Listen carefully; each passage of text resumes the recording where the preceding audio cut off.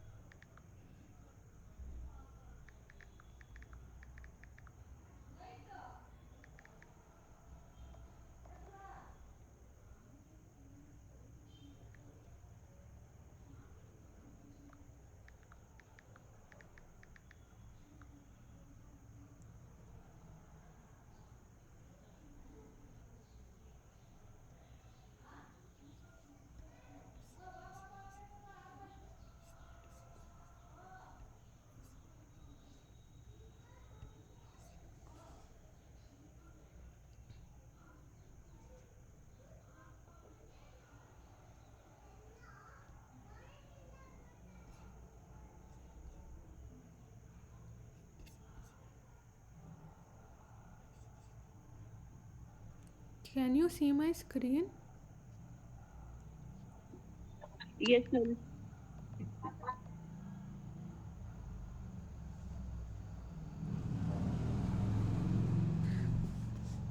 Okay, so this week's content is on VIEs and GAGs, right?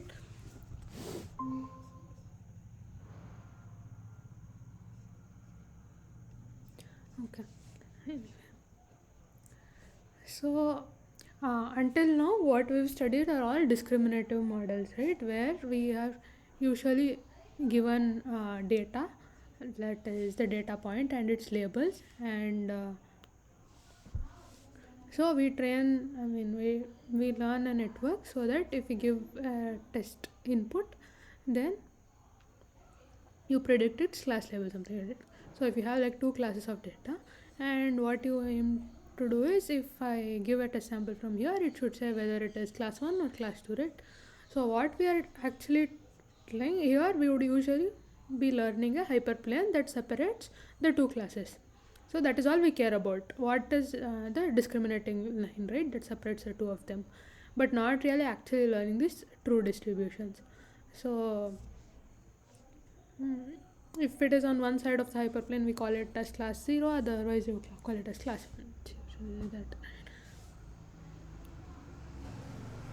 But in generative models, here as well, we will have our data, but what we will be modeling is actually the underlying distribution, like this, of how the samples would be.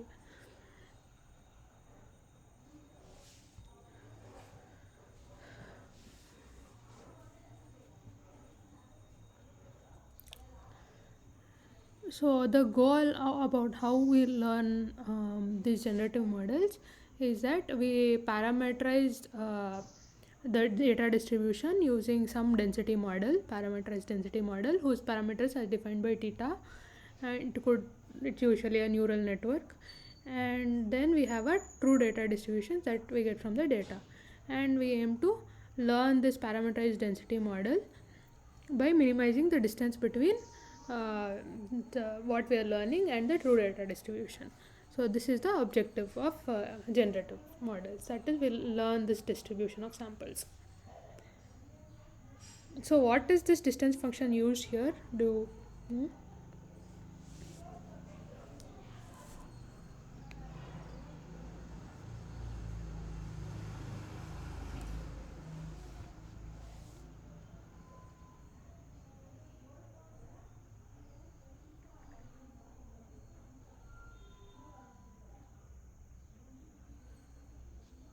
So what distance is used to optimize in this generative models? So have you guys watched the lecture?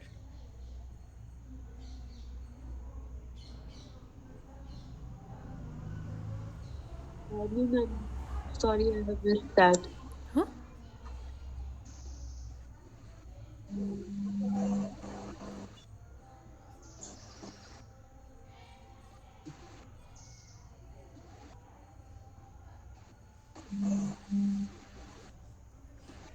So these are two distributions, right?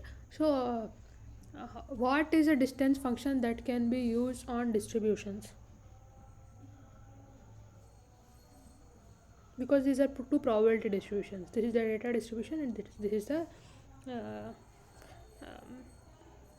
what we are estimating. Learn.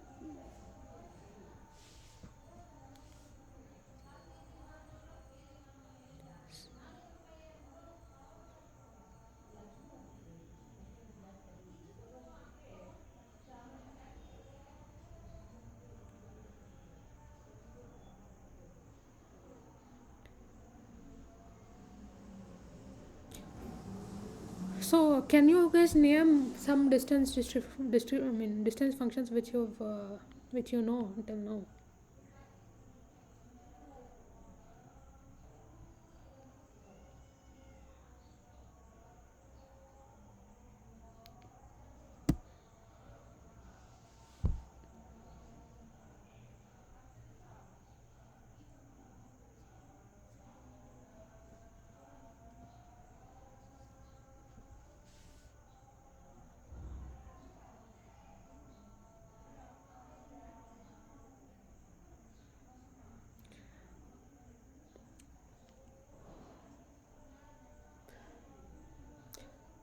So can you like use mean square? Mean square error is a distance function, right?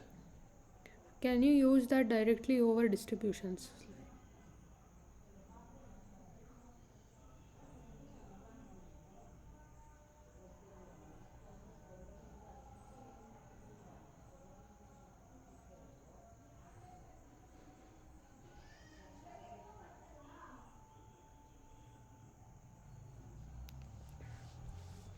So this distance function which is used between distributions is called KL divergence.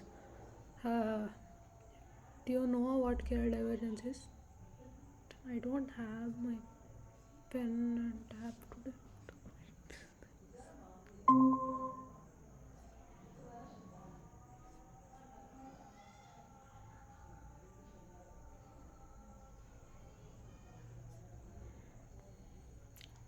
So KL divergence measures the distance between two distributions.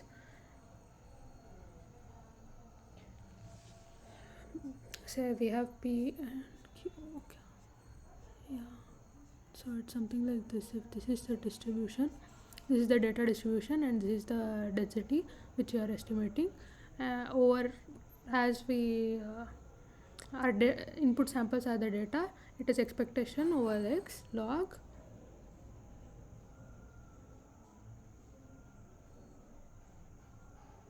p log p d by p theta.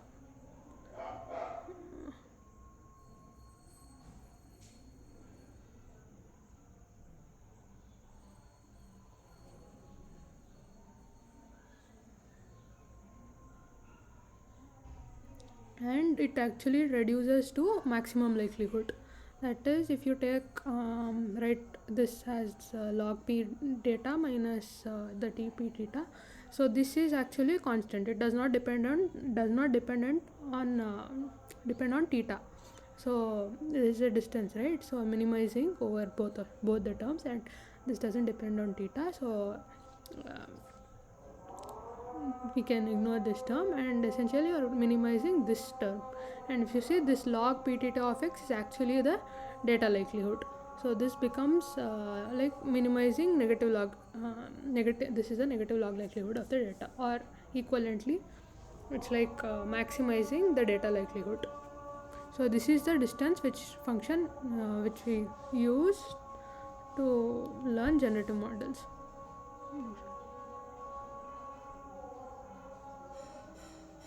So this is maximum likelihood estimation. Okay, this has the answers marked, but so suppose we have given an input and output y.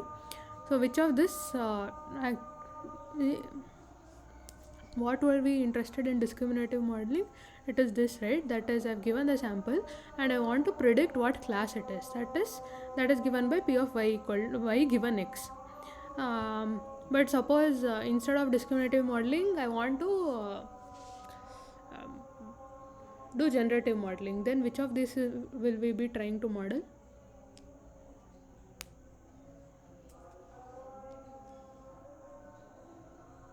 So suppose I have like CFA 10 data set. There are 10 different classes, like say 10 different animals. Okay, so I have this data, and I want to generate images which are similar to what these 10 animals. Okay, like generate 10 different animals. So if I have to do that, then which of this would I try to model?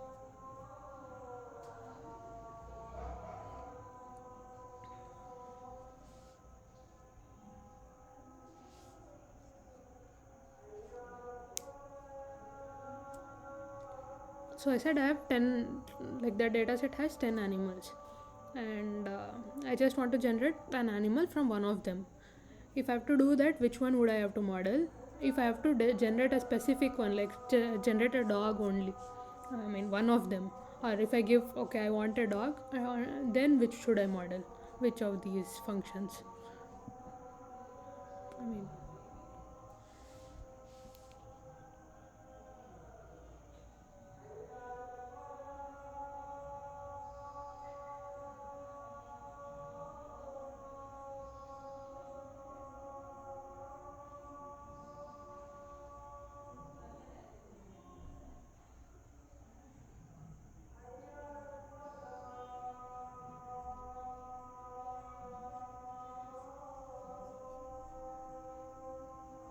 at least guess, no, take a guess of what it could be.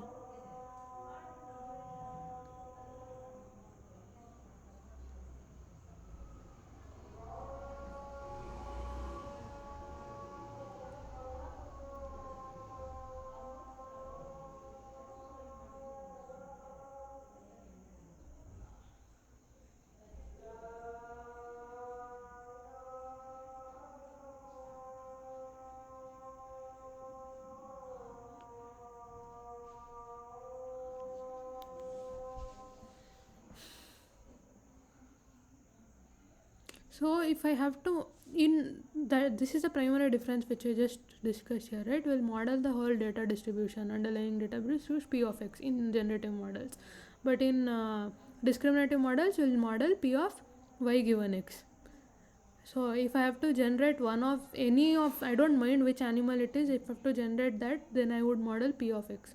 If I want to model something specific, that is one particular animal, like class 0, if I have to this, then I'll have to model P of X comma Y. Does that make sense?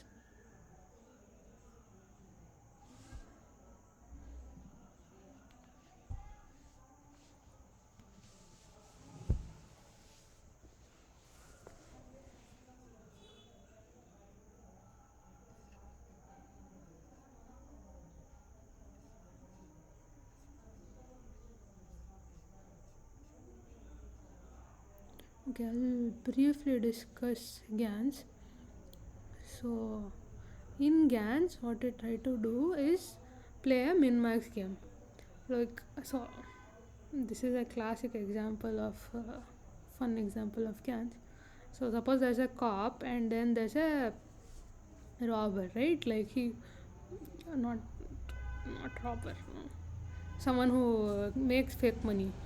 So he doesn't really know how exactly. So the goal of this guy is to fool the cop. That is, he should not be able to detect which is real money and fake money. But the goal of this guy, the cop, is actually be able to discriminate between real and fake money. But how does he know whether he's good at it? So he'll take feedback from this discriminator, from the cop itself. That is, like, keep showing him, like keep giving him fake money, and then get feedback from him, so that he keeps making it better and better, so that at some point the cop won't be able to distinguish between real and fake money. So his his gain is his loss. His loss is this guy's gain, right? So it is a min-max game, which is zero sum game that we play. So the analogy is very similar. So we have, there be a generator and then there's a discriminator. So usually start with a noise vector, which is a sample, like Gaussian noise from Gaussian distribution, pass it through a generator to generate fake images. And you also have your data distribution, the original data which you are trying to model, right? So this is your true data distribution, so that is the real image. So you pass both of them to this discriminator, and discriminator here is a binary classifier which says whether whatever input you pass is a real image or fake image. So this is a simple classifier. So what do we do here? So discriminator has the objective for this discriminator will be a classification loss, where fake images will be labeled 0, real images will be labeled 1, and it will be trained so that it can identify which one of it this is. And the goal of this generator is to confuse the discriminator, that is, it should start generating fake images such that the discriminator won't be able to distinguish between fake and real images. Does that make sense, like the overall idea? If you have any doubts, let me know.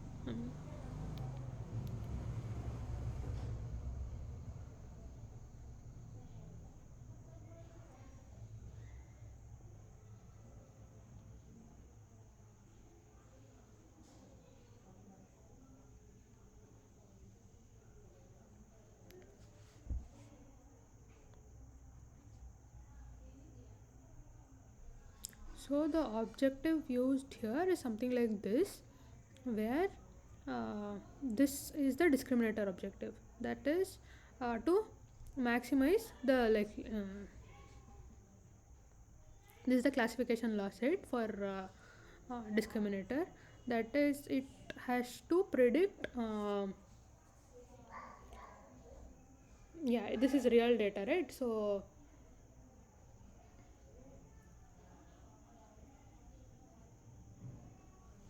we're maximizing this, and when is this term maximized? What will d of x be so that this term is maximized?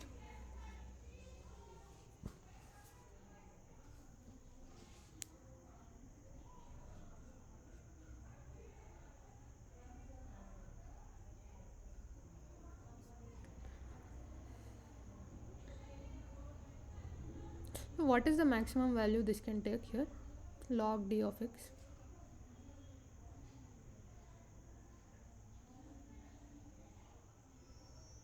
Okay, let me ask a simpler question. So d of x is the output from this discriminator, right? So what is the range of this value, d of x? Because it's just a binary classifier. So what does it give out? The range of these value, the range this will take.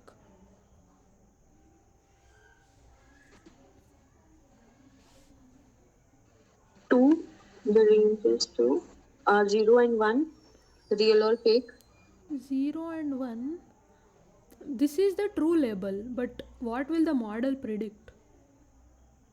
Model will predict one result at a time, either 1 or 0. How So you see, it's a network, right? It gives out something. How? Why would it give out a perfectly 1 or 0? When you are training a classifier, yes. the goal is to make it 1 or 0, but will it actually give 1 or 0? Okay. Yeah. Yeah. So it will be very close to 1, but not exactly to 1, right? Yeah, It initially can it be can close. be anything, right? What is the range it can take? 0 to 1. 0 to 1. Yeah. So this is a probability, right? It gives out a probability number, and because Probability. it's binary Yes, yes. classifier, it just gives out one number p, that is between 0 to 1. If it is greater than 0.1, we'll call it real. If it is less than point 0.5, we'll call it fake. So it be just a sigmoid function here, right? Because it's a binary classifier. So the last layer will be a sigmoid function that gives out a number between 0 to 1. So when is this term maximized? When d of x takes what value?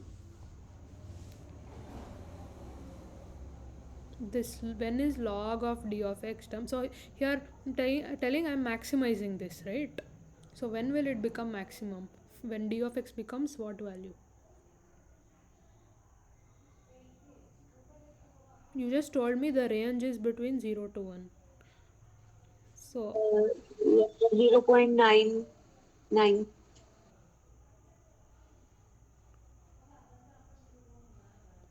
no, I'm talking about the goal. That means the maximum value, right? Hmm. Hmm. Well, 0 to 1, but not exactly 1. So it No, could be I'm 0. not asking what the network Uh, should give. What will when will it, so suppose the network gives 1, that is when it will actually become maximum, right? yes.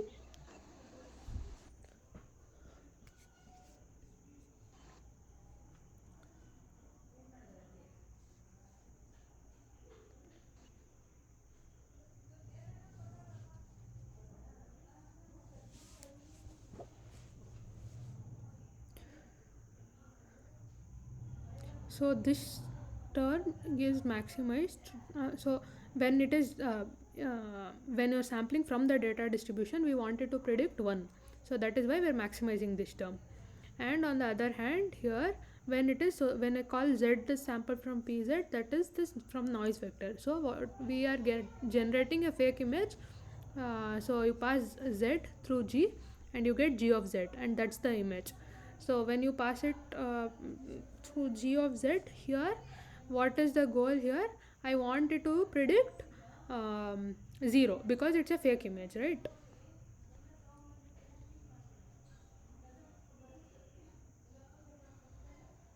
I want it to predict 0 because it's a fake image. That is why I write log of 1 minus d of gz.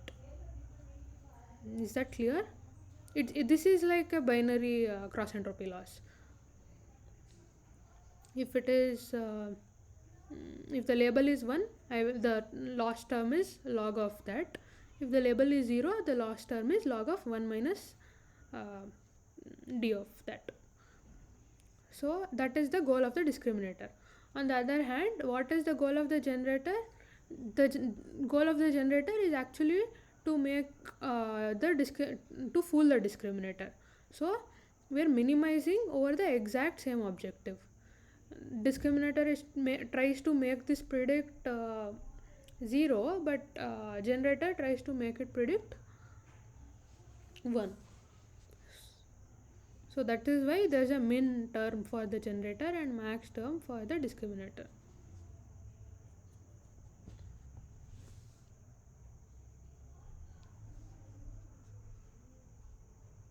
So the reward for the generator is the negative of the reward for the discriminator because it's the same objective.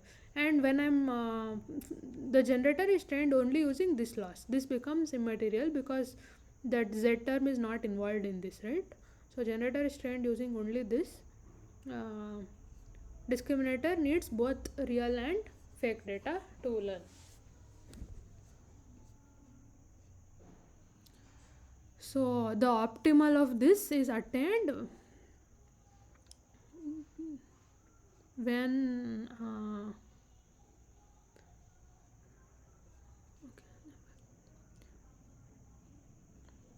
so it turns out if you like simplify this, expand and all, you will get that you're actually optimizing the Jensen-Shannon divergence between these two data distributions.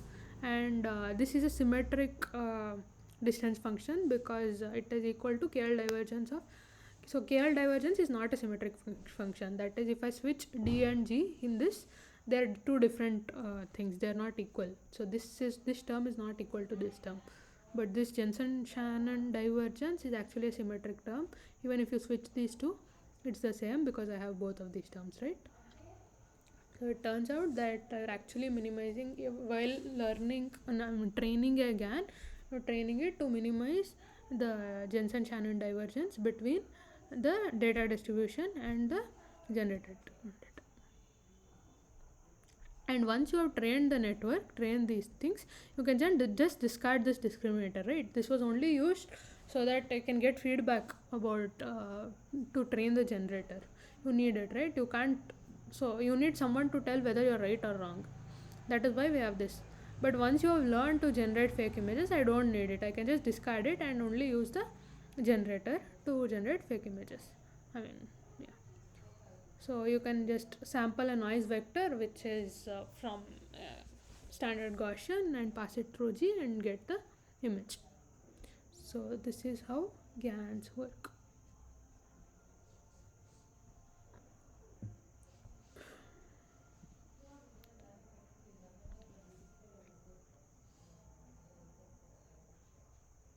Oh, there's this nice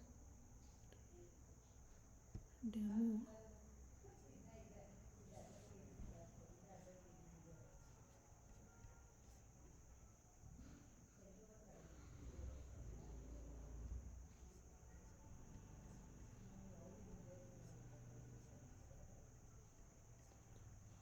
So here it's a simple demo of how GANs are trained. So this is the noise distribution, right? Like from Gaussian 2D Gaussian, it's sampled, and then here they show you can pick one of these data distributions. So say this. So this is my target distribution, and I want to generate samples that belong to this distribution. So these are the real samples, and now I want to train this generator to generate samples so that it mimics this. So let's see how it does this. So this is what initially the generator is generating. It looks like this.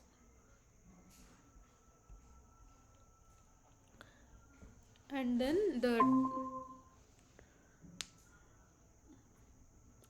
so here you can see how the samples generated are getting trained. I mean, with time how they're moving. So at some point we want the purple samples and the green samples to overlap. So the discriminator is trying to distinguish between both of them, but is not able to, and at some point it can't distinguish, and that is when they will perfectly overlap.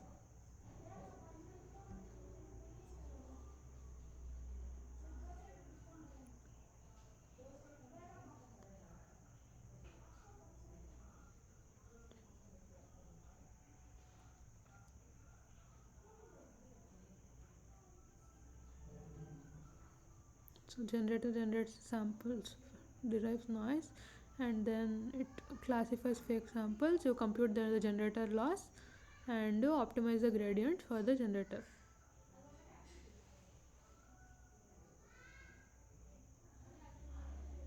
So discriminator takes both as input. If you can see here, these lines no go through both of them, but generator doesn't need this. This doesn't go as input to the generator. So it's a line that goes here. So real samples are not involved for generator objective.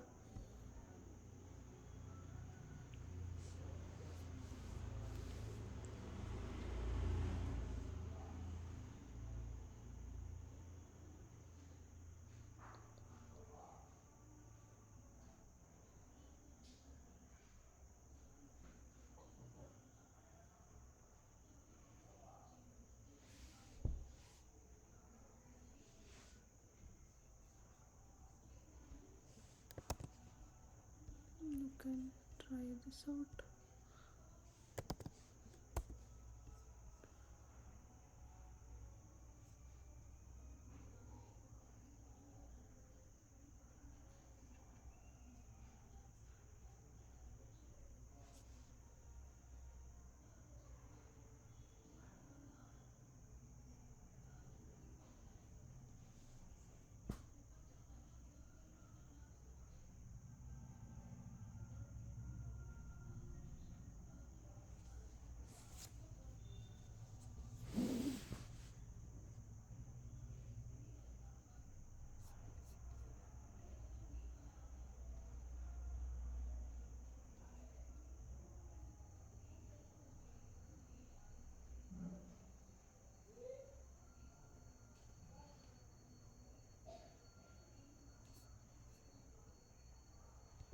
Okay, maybe I'll come back to it later and see.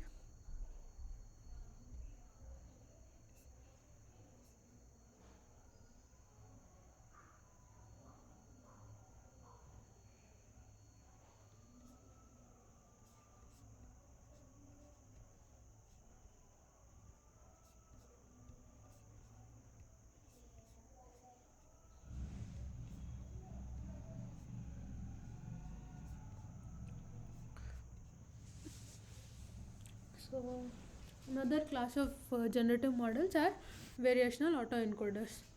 So as the name says, it's an autoencoder. That means there is we have an encoder and we have a decoder network. But so unlike standard autoencoder, there is a variational term involved here. That is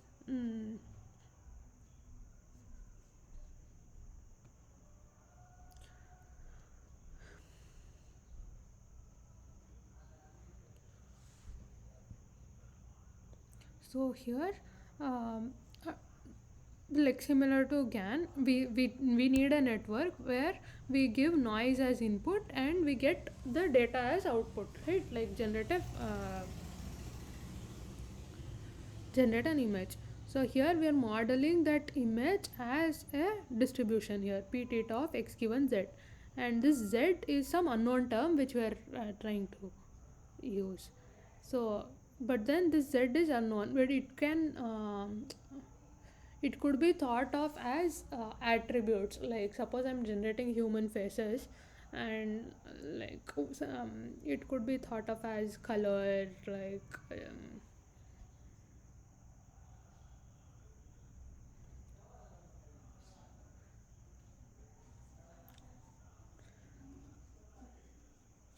colors, what kind of eye, some metrics about face, and interpreted in that way. So this z is actually interpretable, and but then we actually don't know what this is originally, right? All we have is this data distribution. So we have original data and we want to model this distribution, but we don't know what these latent vectors are. So as we don't know what that is, we take help of this other model called the encoder, which tries to model this prior. So this z is called the prior distribution, which is usually kept as a simple Gaussian distribution. So from my true data, I will have an encoder to generate the prior, and I aim to minimize the distance between this prior, like this generated prior and the true prior, which is Gaussian. And so from this prior distribution, I sample a vector, which I give it to the decoder, from which I get my so I get this output mu x and sigma x. So this is the parameterized distribution. That is this decoder and encoder are usually neural networks, and this decoder outputs mean and covariance metrics of the true data, and I can sample from this mean and covariance metrics to get my fake image. So in the objective that is used, so this is my image, generated image, right? And this is my true image. So it is trained using a mean squared error loss. So this is the true image and this is the generated image in an end-to-end manner. So this is a very simplified version at the end which you would get, but the original objective with which it is trained is to maximize this evidence lower bound. That is so we are trying to maximize the log likelihood of the data distribution. So that is log p theta of x, that is the data likelihood which I am trying to maximize, and turns out that it is lower bounded by this term, where you can think of the one term as the reconstruction error and another as loss on the latent prior. So this reconstruction error is on the final image and the input, right? That is, I want to minimize the error between both of them so that I learn the contents of the image. But at the end, I want to get rid of the decoder. I'm using the encoder only so that I can learn that I don't know what that z is, so I want to learn them, like be able to interpret them, which is why I introduced. So that is why there is this loss on the latent prior. that is to minimize the KL divergence between q of z given x, that is the encoder. From here I get q of z given x. From true data I try to get what its latent is. So it estimates the latent, and I use that latent to decode and get my output. So it tries to minimize the KL divergence between the latent prior and the true prior, which is Gaussian. So P of Z is set to standard Gaussian with mean 0 and identity covariance matrix. So what we are trying to do is we are trying to learn the encoder Q such that it matches P of Z. That is when this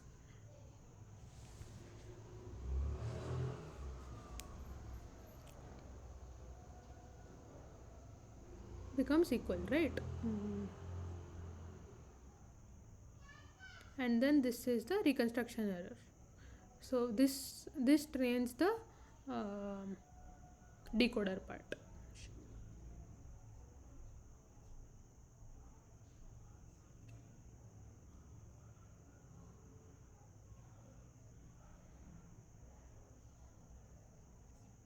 So these latents, this Z is interpretable, right? Like if you associate it with different attributes, then if you can combine those latent, you can actually generate an image with which is described by how you combine the latents.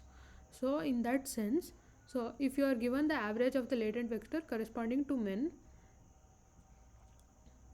with hat, so men wearing hat, then the latent vector is v1, and men without wearing hat is v2, and women wearing glasses is v3.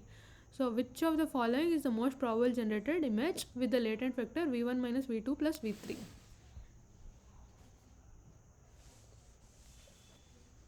So it turns out that logical rules hold in this latent space. So by that sense, if you use this as your latent vector and pass it to the decoder, what image do you expect?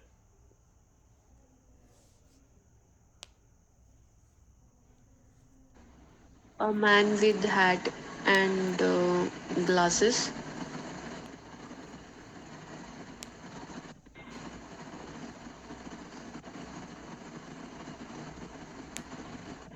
Man with hat and glasses. How? D. Woman with hat and glasses. Yeah, that is right. Can you explain why it would be that? Because minus V2, only one thing can be there. Man with hat and man without hat, only one thing. Here is V1. Minus V2 means we are excluding V2. So if we do, So suppose we it's do hat v1 and minus glasses. v2, v1 minus just v1 minus v2, what would that attribute correspond to? Means we are having hat. Hat. And Normally then if hat. I add v3, what will I get? Yes. It will include glasses also. It be woman with glasses plus hat. So it corresponds to the last Oh, option, woman with okay, okay. hat and glasses. So that's why it is v1 minus v2 plus v3. Now I'll ask you the other way around.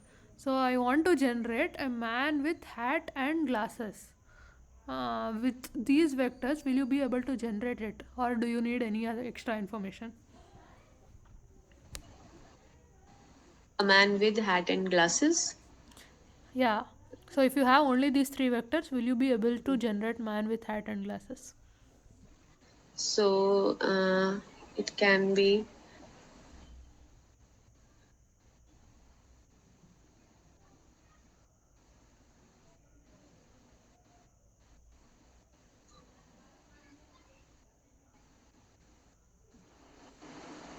Can you generate, or do you need more information?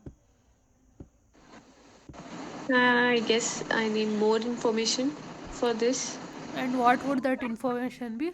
So suppose some other vector v4. What would that v4 be defined? And once you define v4, can you give me this latent vector formula for this?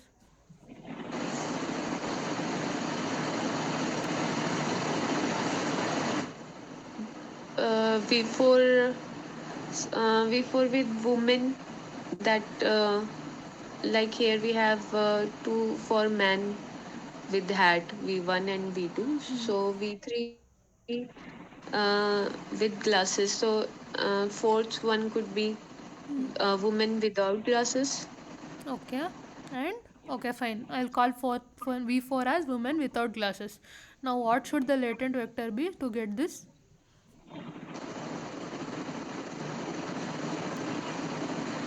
V1.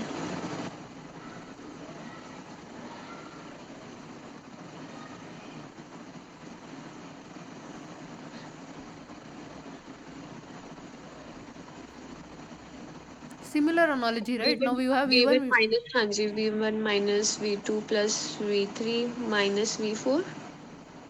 V V1 plus V3 minus V4. V1 plus V3 minus V4. Yeah.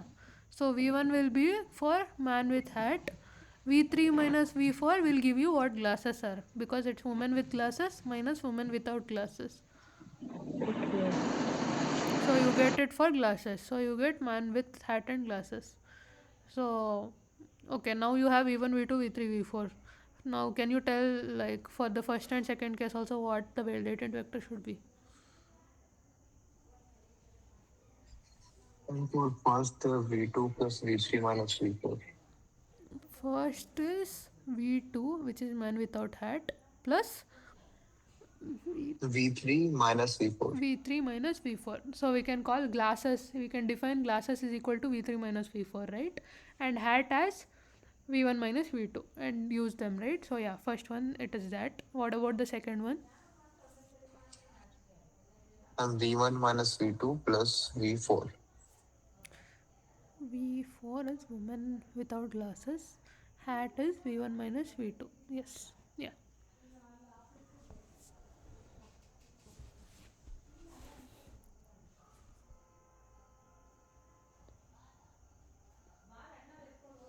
So in a VAE, if the encoder outputs this mu and sigma and epsilon is sampled from this,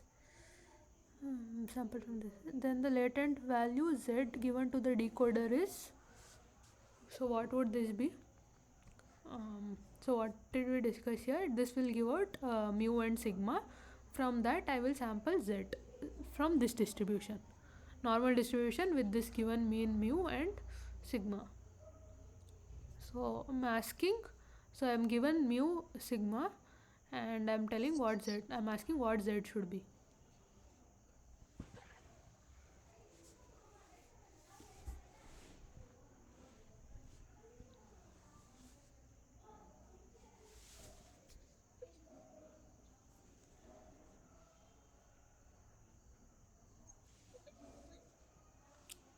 So how do you write that? How do you sample from this distribution, mu sigma? If you are given a normal distribution and you want to sample from that, what do you do?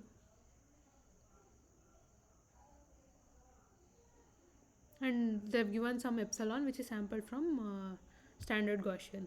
If you have these three vectors, how can you get z?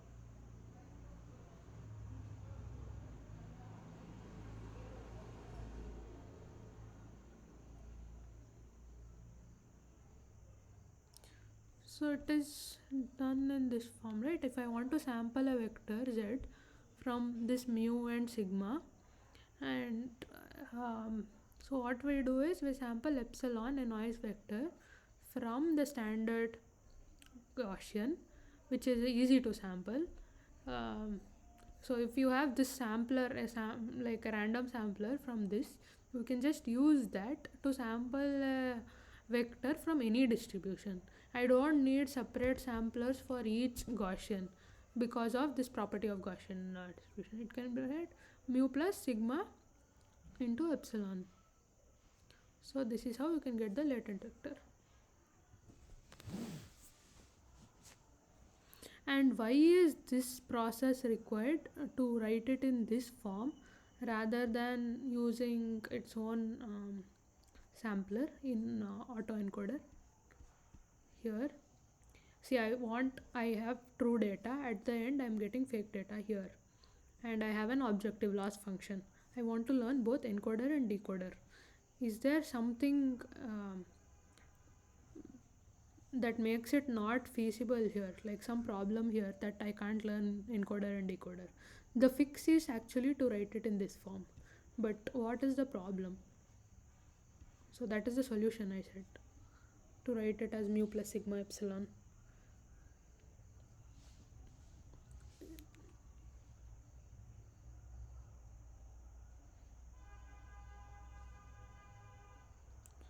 So if I have to learn this encoder, I get an output from encoder which I have to pass it through the decoder. From the decoder I have the loss, I backpropagate through the decoder, which I also want to backpropagate through encoder, right?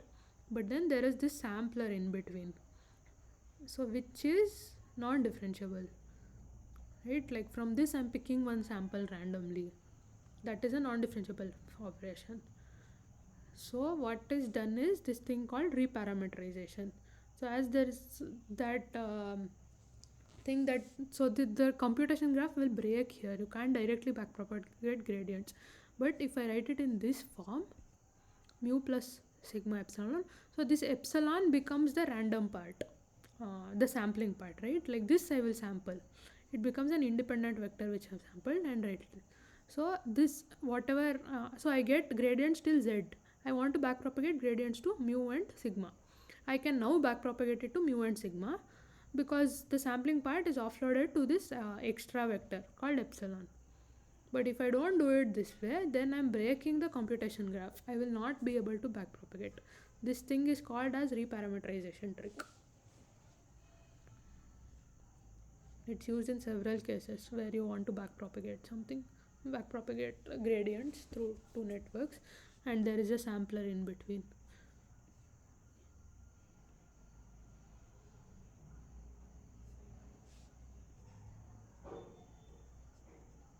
What do I have? Oh yeah. So when can, so GANs and VIEs model, I mean both of them do try to generate images, but they model it in completely different ways. In VAE they try to maximize log likelihood criterion. So if suppose this the blue line, right, if this is how the data distribution is, VAEs try to maximize the likelihood, and if the choice is a Gaussian distribution which they are trying to max, because it's parameterized, right, so you're choosing what kind of distribution it is and try to fit parameters to it. So if this is how the data distribution is blue, and if it has to fit a Gaussian, it will fit something like this to cover the whole spectrum, right? There are two peaks, but it wants to spread the whole thing, so it will present something like this. But the problem here is, if I sample from this green curve, right, if that becomes my curve from which I'm sampling, so the probability of generating samples from here is high, but in the true distribution the probability is very low. That means I'm not actually mimicking what my data distribution is, right? It might still generate what looks like real samples, but if you look at the statistics of it, it will generate a lot of unrealistic samples which you don't expect. So that is one main drawback of VAE.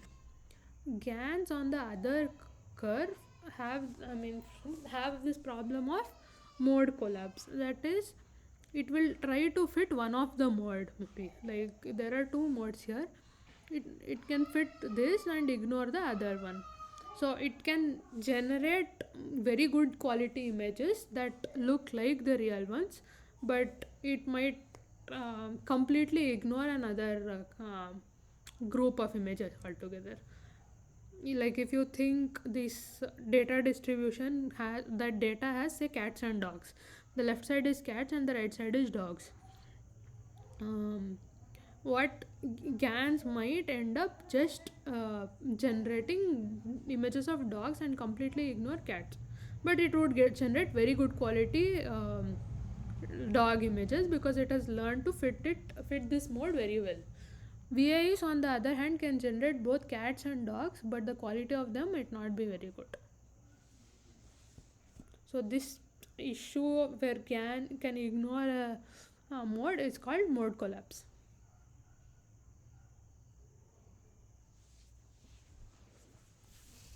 VIs have coverage, GANs have generate good quality images. That's the primary difference. It comes because how they are modeled. This is modeled by with the maximum likelihood criteria. In GANs, you don't explicitly model the data distribution. All you care is it should generate something that looks like real images, because that's the objective, right? It should look real.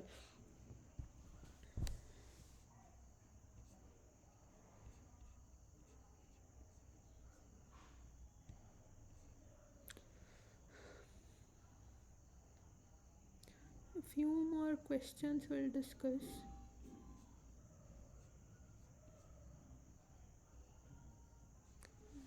Come in a minute.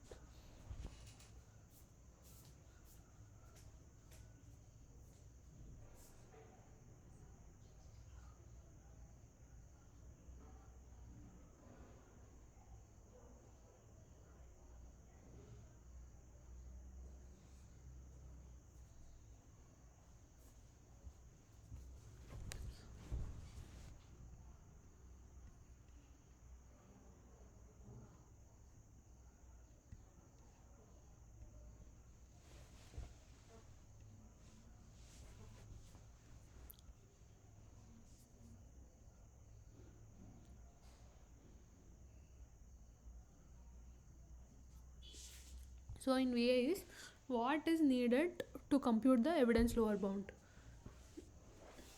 What is the need for this?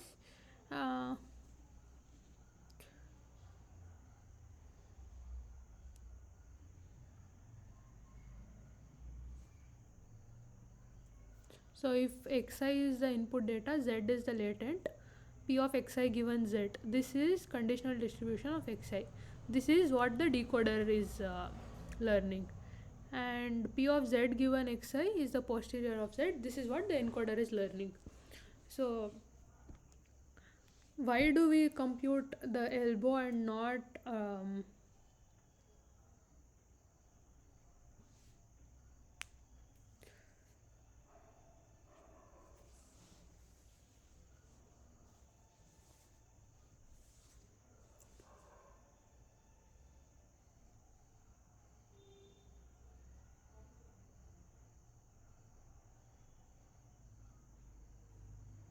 so do we know what the data distribution p of xi is actually?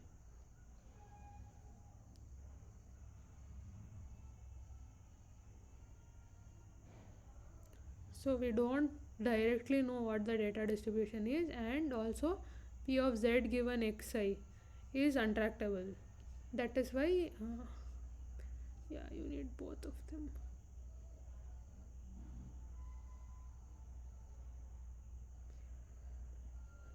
So this is untractable because we don't know what this z is, right? Like I have data, but I don't know what its underlying latent is.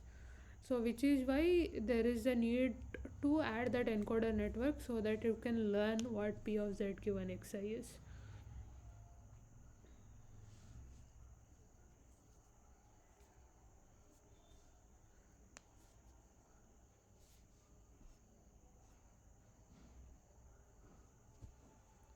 Okay, which of this objective is correct for VI, the correct objective? So both the two terms are, this is the likelihood, log likelihood term, data likelihood, and I'm calling what this is loss, and this is the KL divergence between the prior, true prior, and the prior which I'm estimating from the encoder.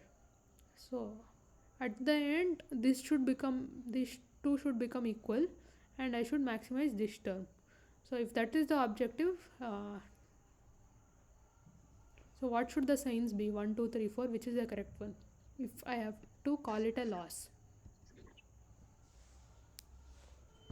I think this should be the answer. Huh? First should be the answer. First one. Why first one?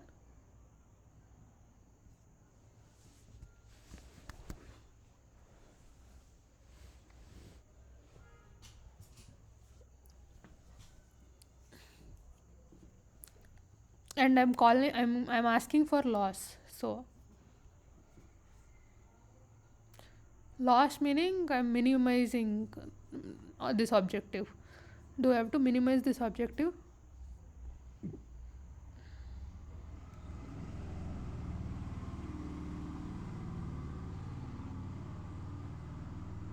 And then I think you should add them. So second. Second.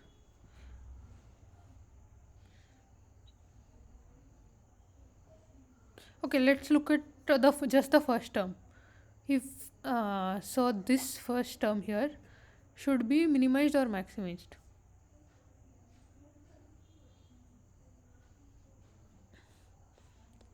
This term is the data likelihood. And if I have to learn a VIE, should I maximize the data likelihood or minimize the data likelihood? I mean, way so it is maximum. We have to maximize this. But I am saying it is loss. So if I have to call it loss, what should the sign be for this? Positive or negative?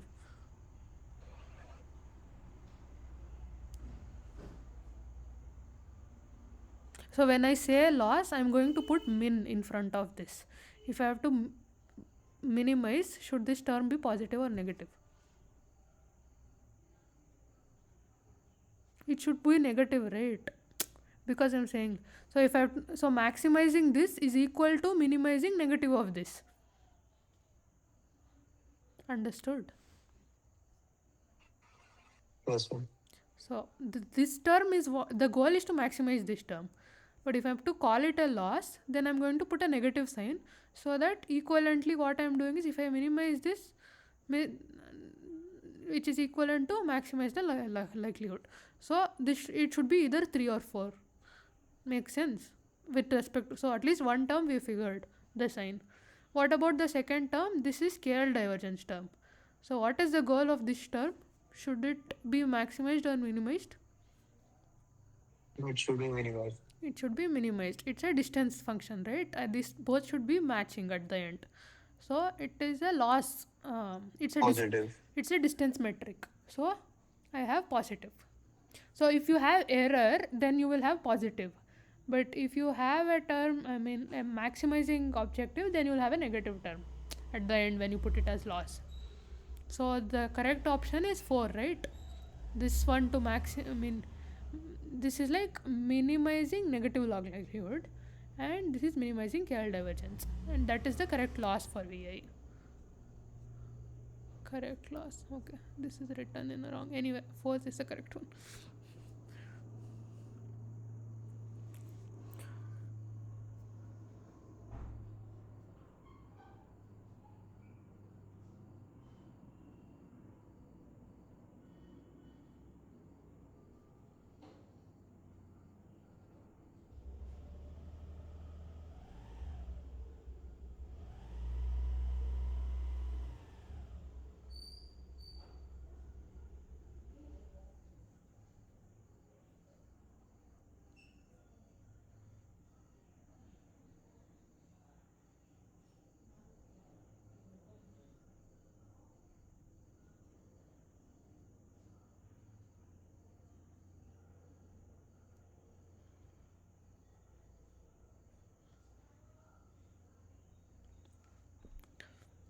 So which of these are true?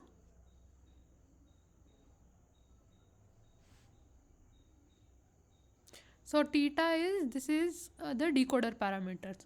If I give z like z, once I give the latent, I can optimize this using gradient descent. So I have no problem with this. So the first one should be right. But if I have to optimize phi, then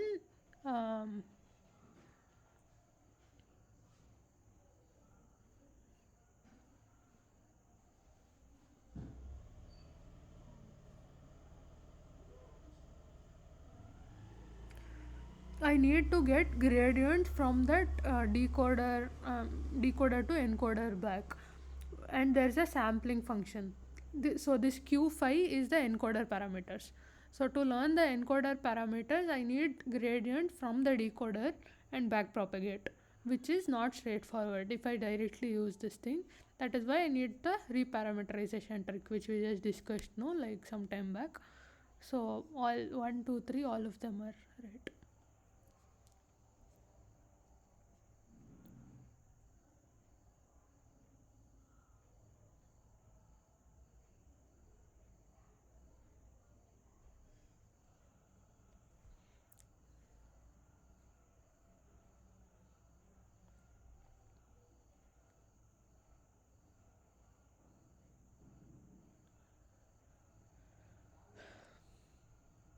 So what are true among these?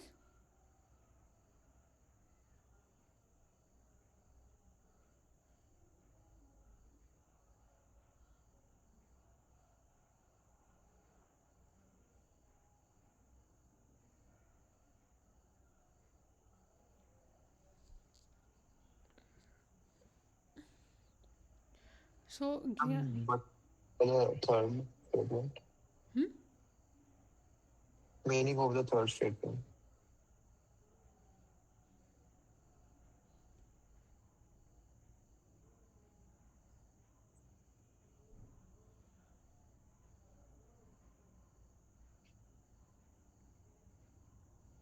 Okay, when I'm not sure what exactly whoever wrote this meant, we can ignore it, I guess.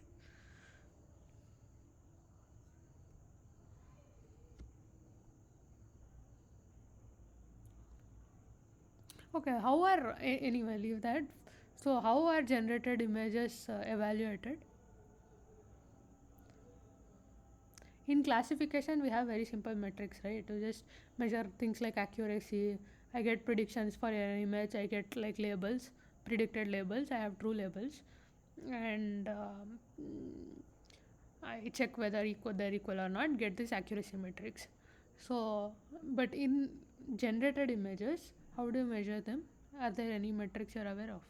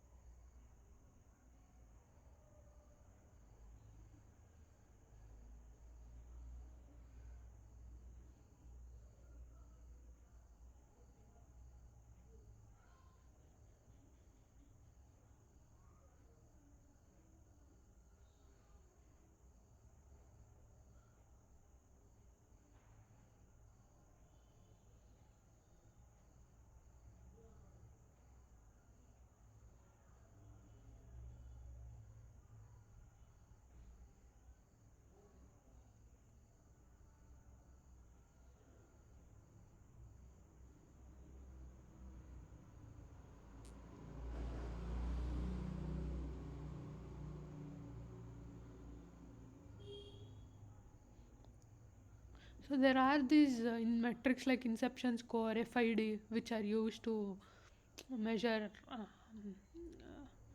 the quality and diversity of those images. Like you pass it through an inception network and get the scores from it and see how and evaluate them based on it. Or like inception distance metrics, fresh FID metrics, where they take like real images and fake images, like a collection of them, say some 100 real images, and use a GAN to generate 100 fake images, and pass it through this inception network and get its features. So it's like comparing using neural networks which are trained on real data to check in the feature space what is the distance between real and fake images. So if they look real, then their features also should be very similar to what real image features are, right? So compute the features, and then they calculate statistics over that, like mean and variance of those features in that latent space, and compute a distance between them. So that is what is called FID score, which is very commonly used in this. It's a distance metric. So mode collapse is one issue which we discussed, right? And also, like, because of this zero sum game,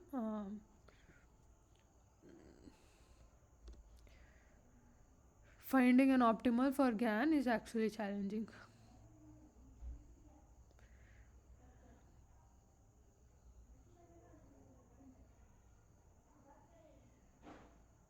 So what is the optimal discriminator for a GAN? Like when what should dx become so that it's the best discriminator?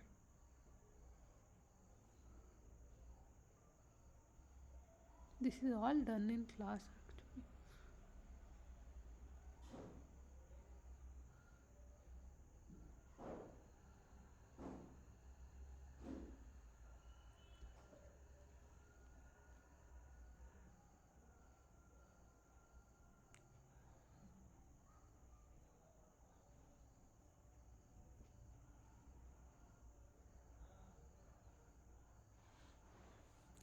So the optimal discriminator, so this is the function which we are optimizing, right, for discriminator.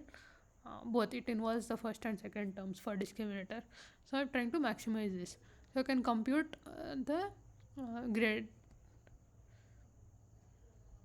gradient of this with gradient of this and equate it to 0 to identify its maximum. And it turns out this is when this is the best discriminator.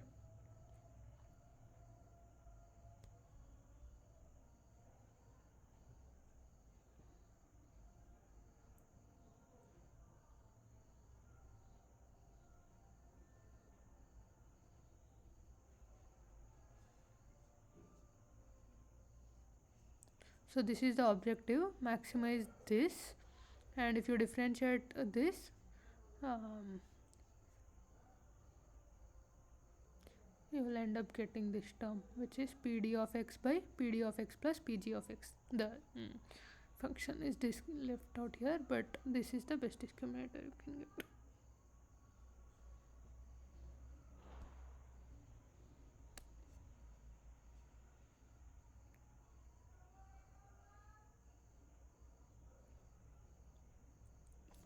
So these are the two measures which are typically used: inception score and Frechet inception score. So here inception score doesn't require any real images, just using fake images only and passing it through an inception network. They calculate whether it calculates both like diversity and quality of the images by checking the predictions of those scores, like final class predictions it would give, right? So this inception score would be already pre-trained model, and it gives out prediction vectors across classes. So they use that to see. So if it's a good image, like it should show, because like ImageNet is already trained on 1,000 classes, which covers pretty much everything. I think most objects we would see. So if it's a good image, it should be give a peak for one of the class. So it will check that peakiness of that class, and also it will measure if I say generate like say some 1,000 images, should be spread out across all classes also, so that it will not be biased towards like say predicting just dogs. It should predict all kinds of classes, right? So it has like two components. One is the diversity measure that compares it to somewhat like uniform distribution to see whether it can predict all kinds of, I mean, generate all kinds of images, and another one is whether it checks for its peakiness. it should almost look like a one hot vector. If it almost looks like a one hot vector, then it's a real image that it is getting classified into one class. So they measure that. This Fresha inception score or distance, one of FID, it's usually called as FID, is where they measure that feature statistics which I described now.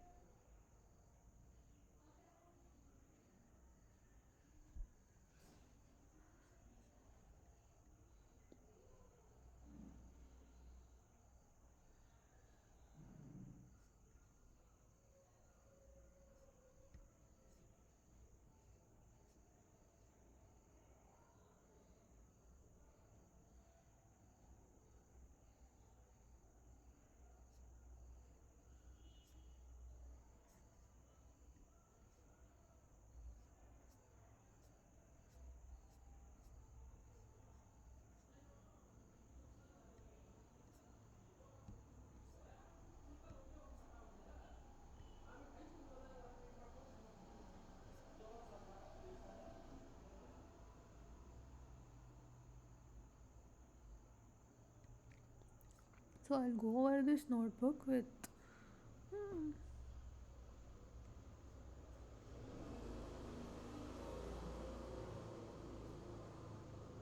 not checked.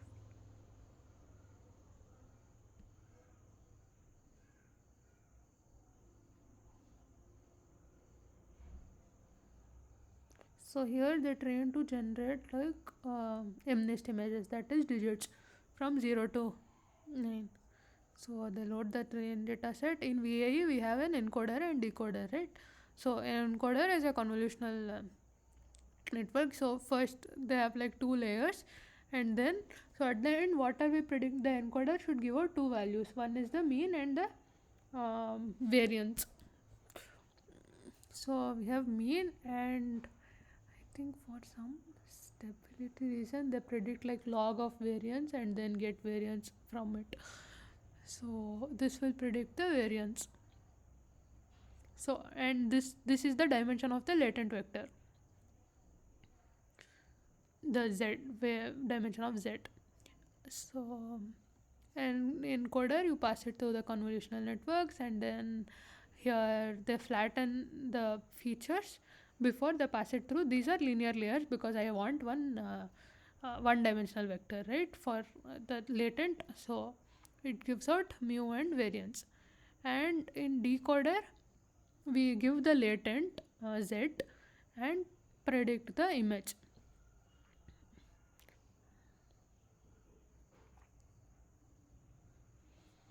So they first have a linear layer that gives out a 7x7 feature map, and then followed by convolutional layers that finally gives out an image.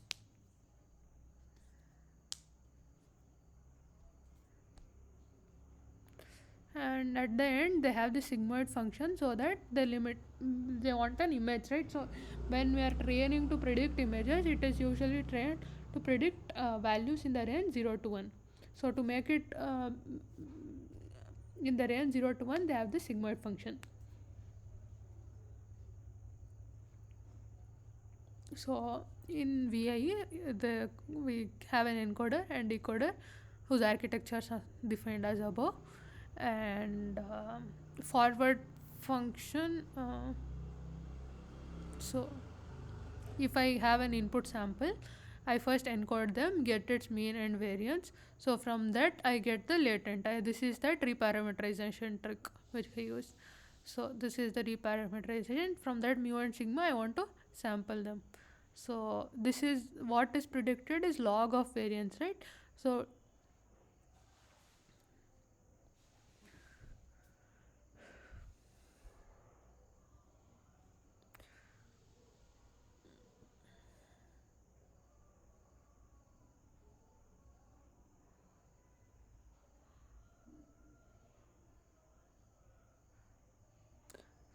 So the variance will be exponential of that.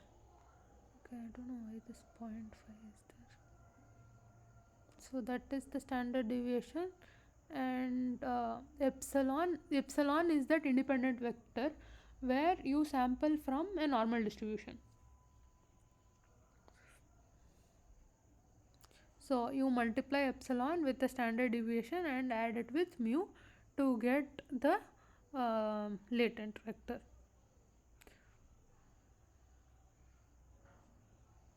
So the objective here, the reconstruction loss they are using is binary cross entropy loss between the reconstructed image and the input image, and we have this mu and variance. So this is the KL divergence term. So the KL divergence term is the it's the KL divergence between standard Gaussian and what is predicted, and that has a closed form solution. So if you have the parameters mu and sigma, you just put it in that formula and then you get the loss. It there's nothing to do with network, nothing. You have a formula for it. That is why they choose to to predict standard predict a Gaussian distribution, because there is a closed form solution. So that is the reconstruction loss. So we do get an object of VAE and define an optimizer with its parameters, iterate over it, pass it through it, compute the VAE loss by passing the image, its original image, and the latents to compute the prior loss and update it.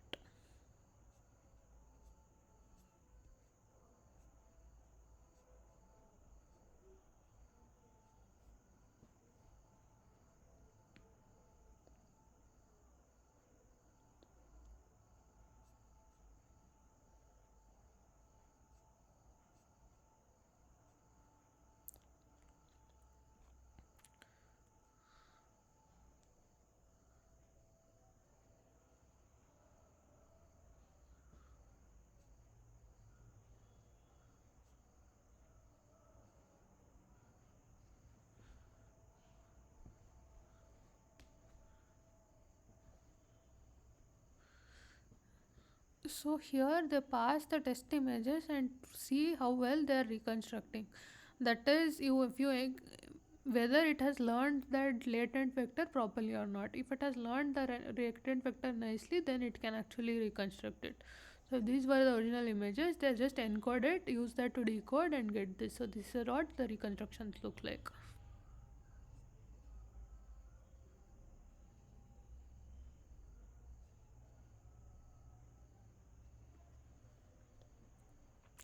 So this is the logic we'll use to interpolate in the latent space, that thing which we discussed, right? Like man wearing this and woman wearing glasses, how you combine all. So suppose I have those vectors, like I have an image with man wearing glasses and an image with man not wearing glasses. So I can first encode them, so get this latent. So then this is the latent for the man wearing glasses, and this would be the latent for man not wearing glasses, and I can interpolate with between. So here if I this is interpolation, right? So suppose I give a man and woman and interpolate, you get something in between, and then that is your intermediate latent. You pass it to decoder, you get the image. So you can do encode these latents. I mean, usually one image might not be representing the difference between just one image of man wearing glasses minus man not wearing glasses might not represent what glasses mean. But say you take 100 images of man wearing glasses, you encode them, you get all the latents, get an average of it. So that will become your V1, man wearing glasses. And then similarly you do for another set of images to get latent V2 of man not wearing glasses. Then you can do operations in this latent space. You get those latent vectors which you can pass it through the decoder and get somewhere it's like something that looks in between. So here they show interpolating between 1 and 3 with different lambda values. So somewhere in here it starts adding this curve here, right?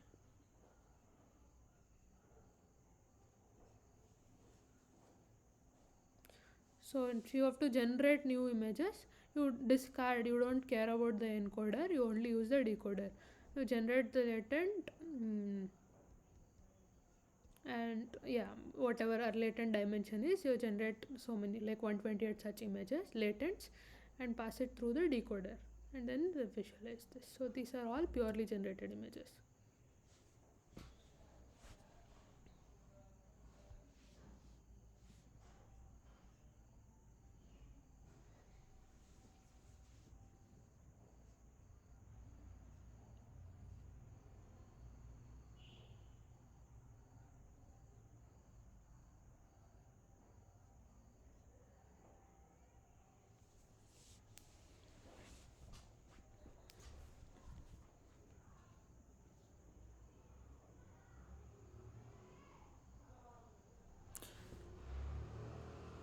So here they, to show the continuity of latent space, they do this, that is okay. Huh. So here in this network they have defined the latent dimensions to be 2. So that encoded vector z is 2-dimensional vector. So they've taken this range minus 1.5 to 1.5 along x and y. It's a 2D space, right? So you get what, 20 samples, 20 cross 20 samples in so you get 20 cross 20 latents, right? And for all those latents, they pass it through the decoder and see how those images look like. So here they have 20 images this way, 20 images this way. This is the grid of that 40 images, not 40, 400 images here. And so all of these are continuous values, right?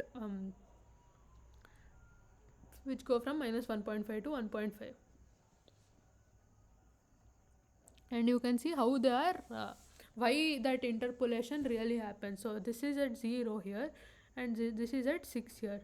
So in between you can see how they like smoothly change, and at different points there are different numbers, right? Like at somewhere, so the 3 is represented somewhere here, like this is the center of 3, and 2 is here, 9 is here, 7 is here, 1 is here, like 8 also, it looks like 8 here. So because of this kind of continuous and interpretable space of VAE, we can actually do those latent manipulations. Because I know if I take 0 and 6 and I do something in between, I'll get something in between. This is a simple example, but yeah, the latents do correspond to some attributes. Although we might not be able to pinpoint all the time just by looking at it. I can't like guess what latent is what just by looking at the number. But if I take lots of 8s and get a latent, that latent would be somewhere here. If I take lots of 4s and get its latent, it might be somewhere here. And once you get those, then you can do those all logical operations or in the latent space of VI.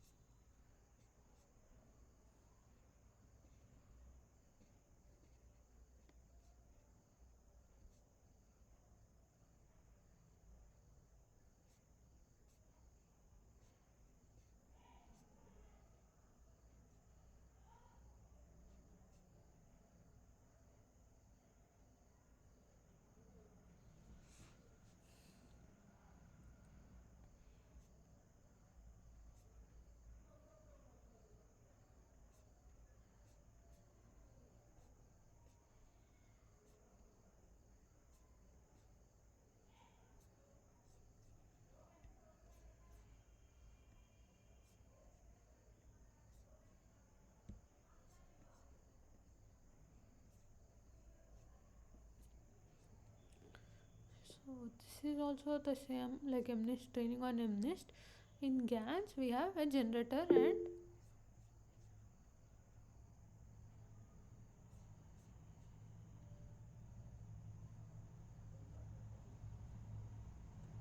has many images of different numbers.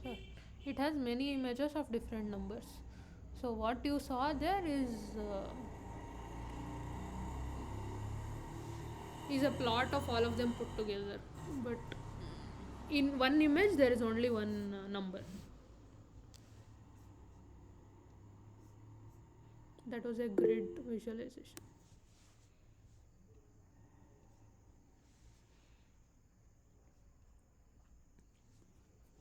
So this is a convolutional GAN, that is yeah, it has only convolutional layers. So in a generator, what we want, we pass a noise vector and then we wanted to generate an image. So I think here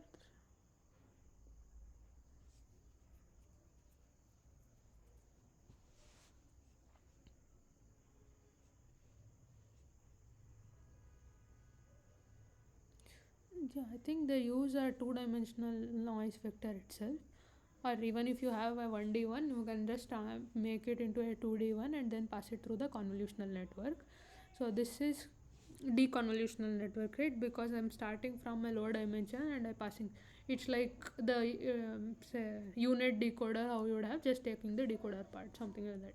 So this is a generator, where at the end you will have an image.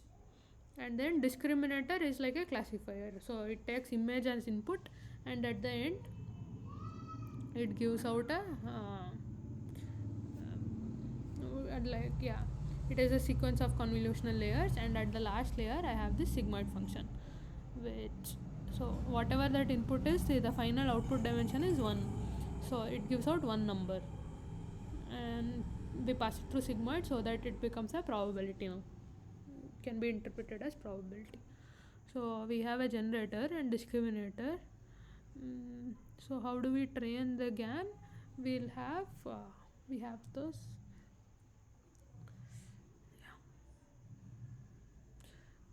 So I iterate over the data loader.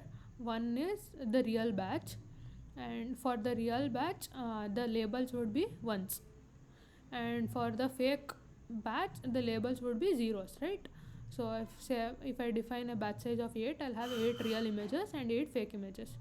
So I just make them as ones and zeros. I don't really have to have the data with label stored, right? Because I know I only have real data, I don't have fake data. Fake data I generate on the go.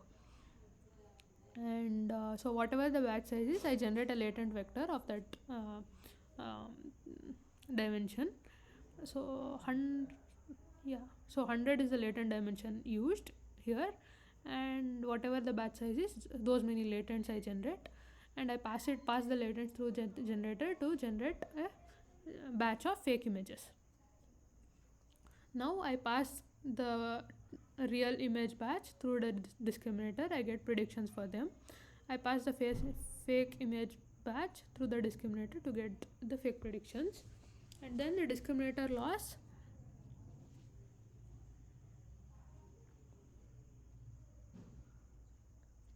is a binary cross entropy loss, right? Between the real predictions and label real will be ones, and fake predictions, and this is a vector of zeros.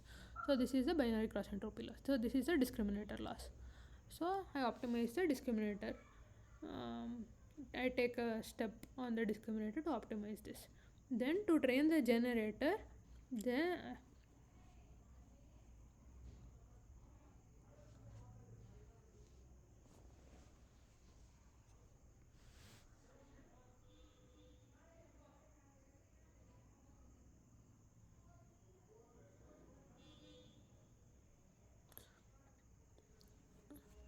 so for generator, what is the objective? For fake images, it should try to make it predict as real, right? So I so it is the fake image batches, this is the fake predictions, but I give the labels as 1. So that is like I'm making it generate so that it predicts it as 1. So that is the generator objective, which is the opposite of discriminator objective. And then I optimize the generator. So this is happening in alternative, like I take one step on discriminator, I take one step on generator, so that both keep teaching each other. And that's how we train GAN.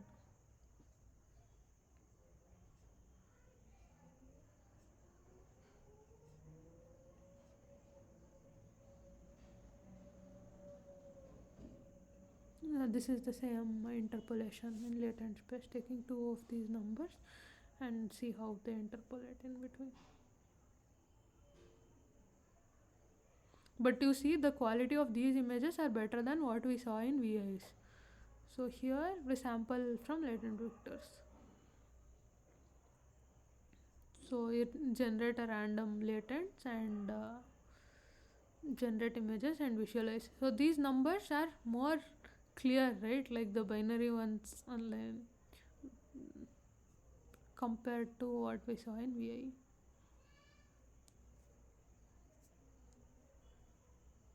In the sense that they look dull in that case.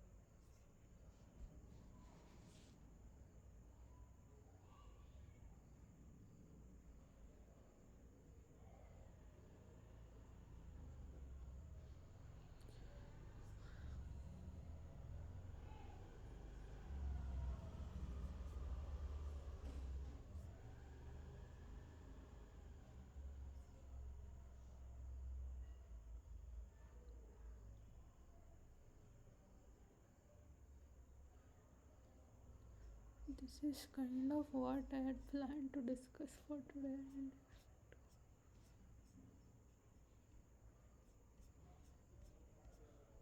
And do you have any questions on anything we discussed?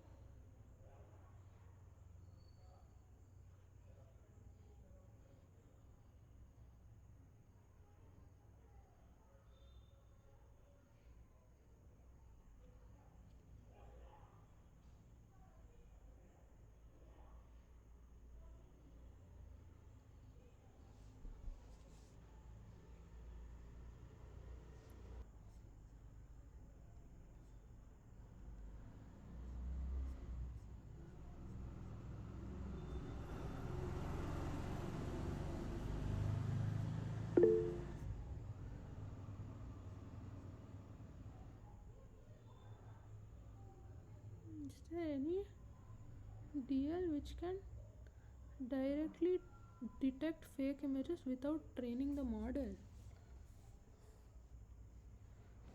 Directly detect, meaning, I mean, there are methods for fake image detection, but most cases they would have trained it on something.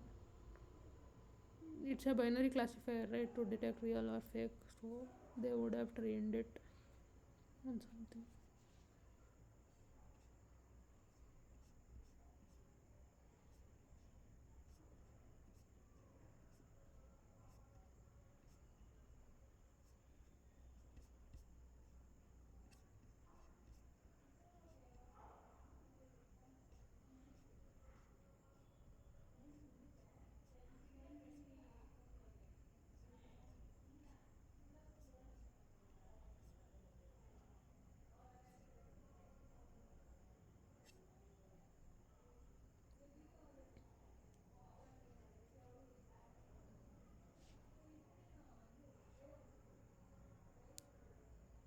Okay, then if you don't have any questions, maybe we can end it here.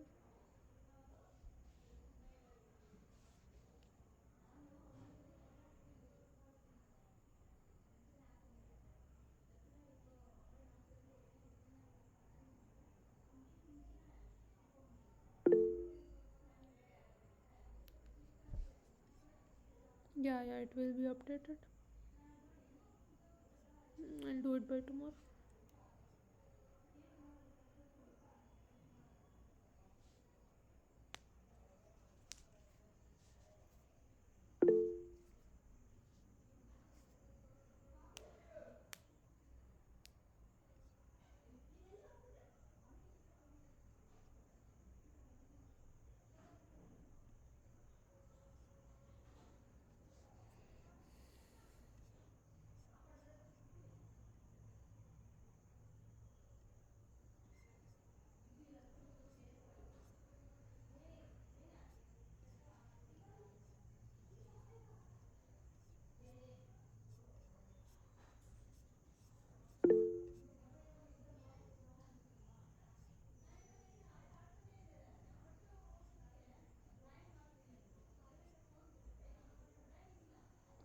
Where can I access Colab files?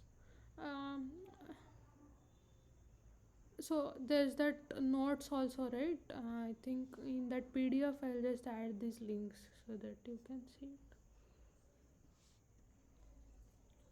Any idea about exam pattern and weightage? Okay, I no, I'm not aware of that.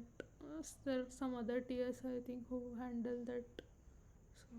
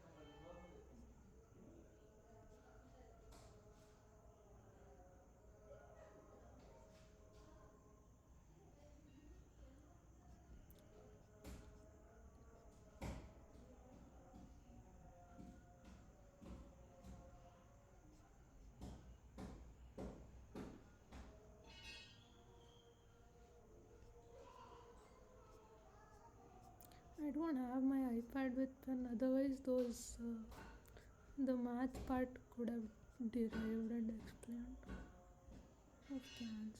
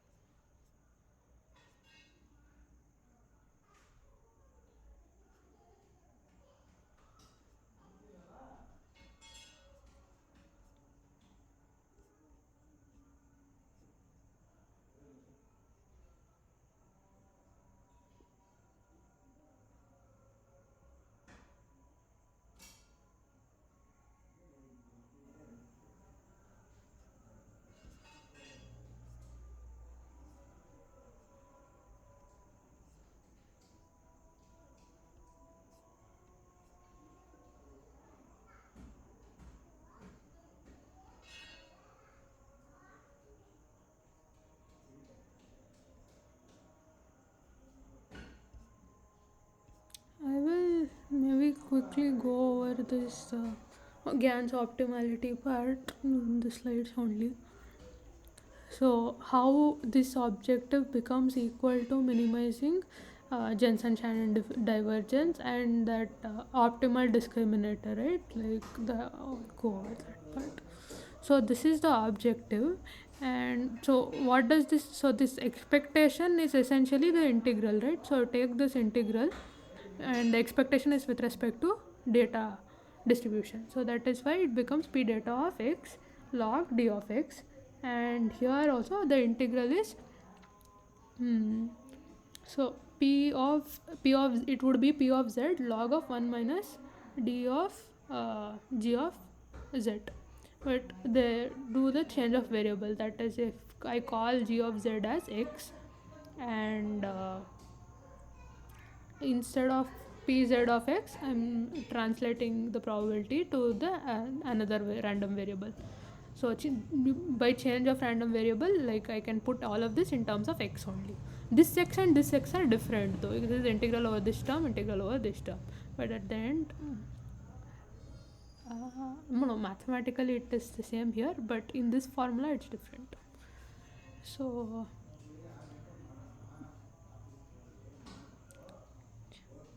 once we do this, and yeah, if I'm integrating, like if I'm the objective is to find the max of this, right?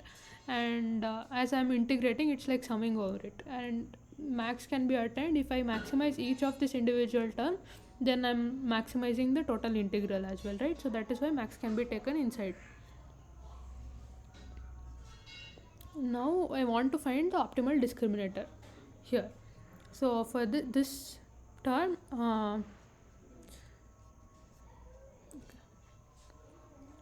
so this innermost term, right, I want the max of this. So by just defining y as d of x, a as p theta, it's in this form basically, right? Like a log y plus b log 1 minus y. So think of this as y, and a and b are this. So for this term, if I have to find the local maxima, I differentiate this with respect to x. I mean x d with respect to y. Yeah. Y d, because d is my parameter with which I'm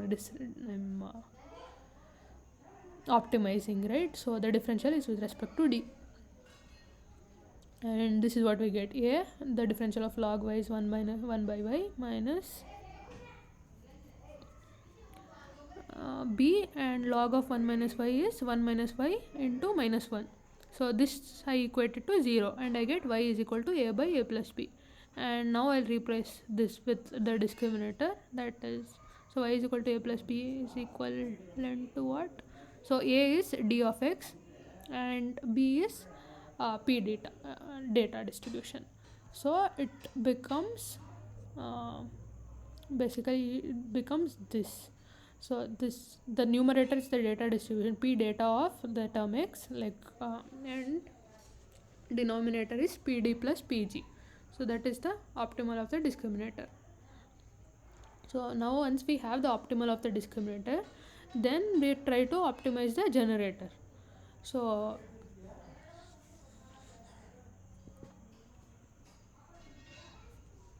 I substitute this term here and as the best discriminator, and on expanding, so this is 1 minus this. So yeah, we'll get this term, right, where pg comes to the numerator and this.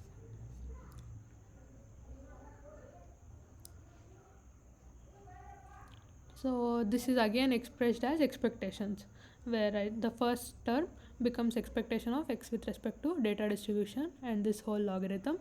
The second term is expectation with respect to the noise distribution and this term. So here, yeah, this is all some tricks here. They multiply this both numerator and denominator by 2 in both of them, and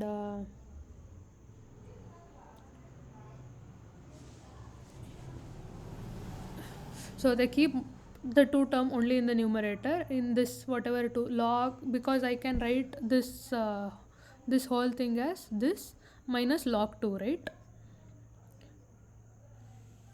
And here also I can write this as minus log 2. So they take those two terms out and this becomes minus log 4.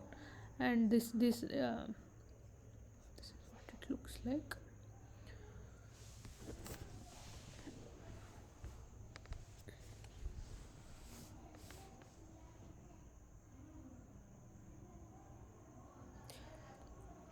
So this again is written as p data of x divided by, so at this 2 in the numerator, right, they bring this down to make it this term p data plus pg by 2. And once I do this, this whole term becomes scale divergence between the data distribution and this term. Similarly here it becomes the scale divergence between pg of x and p data plus pg by 2. So this is the whole term, and this is equal, if I take this as, wait,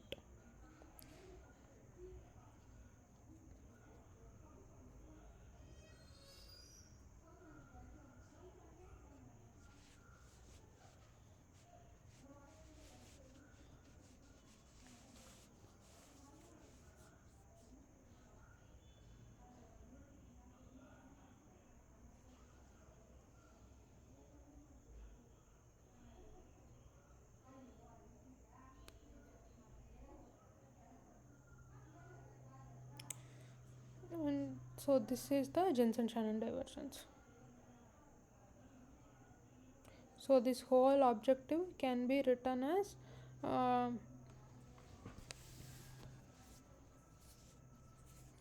2 times Jensen-Shannon divergence between these two data distribution minus log 4.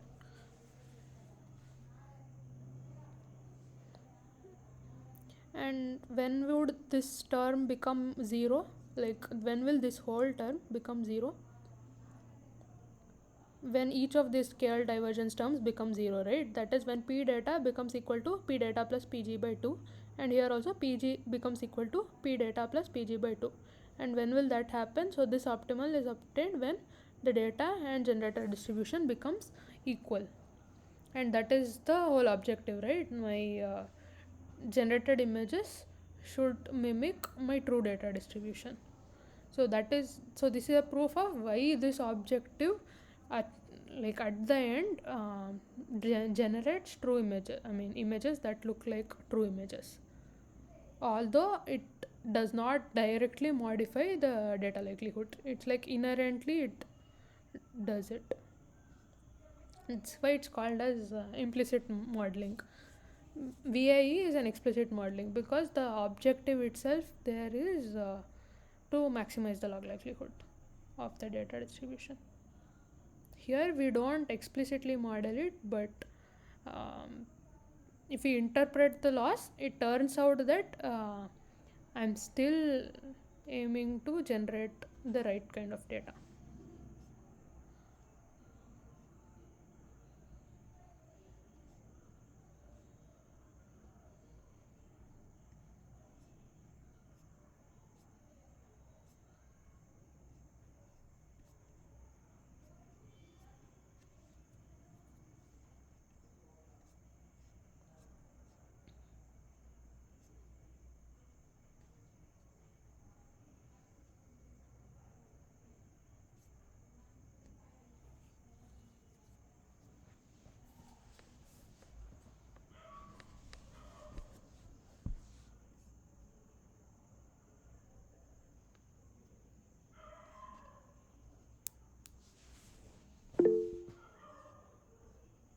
I stopped sharing.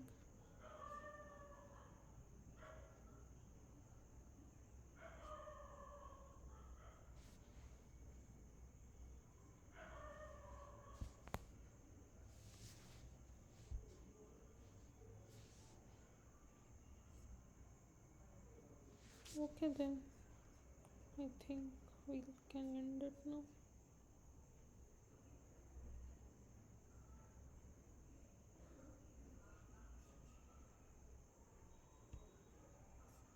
It's almost over. Thank you everyone.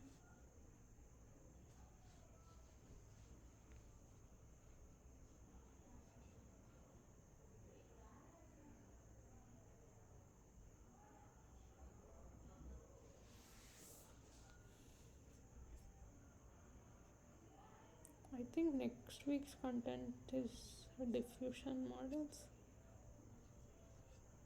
Right. That will be loaded.